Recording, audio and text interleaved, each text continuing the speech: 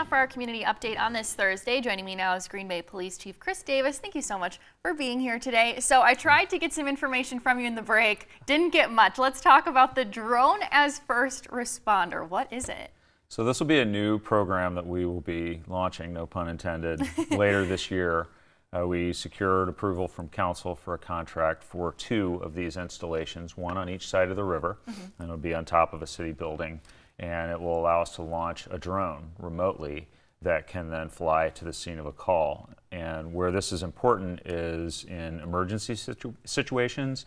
You know, as a police officer, one of the most challenging things about responding to an emergency is getting good, reliable information, because you're usually relying on a 911 caller who I'm sure means well, but they're also having the worst day of their life. And so this allows us to get eyes on, so to speak, of a situation and allow our officers to calibrate their response based on what they see happening. What's the timeline on this? When can you expect to be having this in the force? The goal is to have the program up and running by May. There's a lot of work to do still. Now that we've gotten the approval, we have to go through the whole policy making process and training and integrate that into our operation.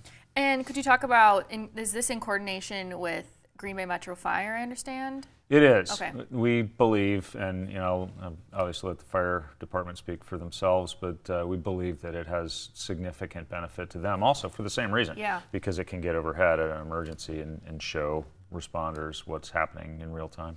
Very cool. Now let's talk about the Green Bay Police Department hiring process. Tell us about new year, new jobs, right? Okay, what's that hiring process like for you guys? Yeah, well, we are hiring, but we do have a very involved hiring process, and that's not to discourage people. We try to shepherd people through the process, but we have very high standards, and we have to make sure that people live up to those. And so there's an application, there's an initial interview, and then we start a background investigation, which is very thorough. We go through everything about the candidate. We look at their financial records. We look at all of their job history. We talk to as many people as we can who've known them throughout their lives.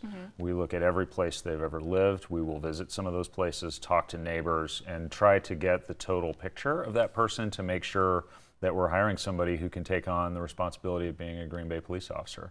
It sounds daunting, but we're able to get people through it, and I wouldn't let that discourage folks from applying. And then what we do, we also, after the background investigation, we'll do a polygraph or lie detector test with the individual just to verify the information that we've gathered in their background.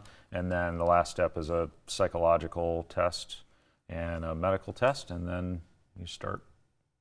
And is this like a rolling type of thing, or do you have windows for candidates to apply? We are recruiting on an ongoing basis. So if you apply, you will hear from a recruiter fairly soon. We changed that in the last year so that we're just recruiting on an ongoing basis. And instead of establishing an eligibility list and doing applications in batches that can sometimes take 8 or 9 months, we're just processing them as they come in and getting people through the process. And then how could someone apply if they're interested?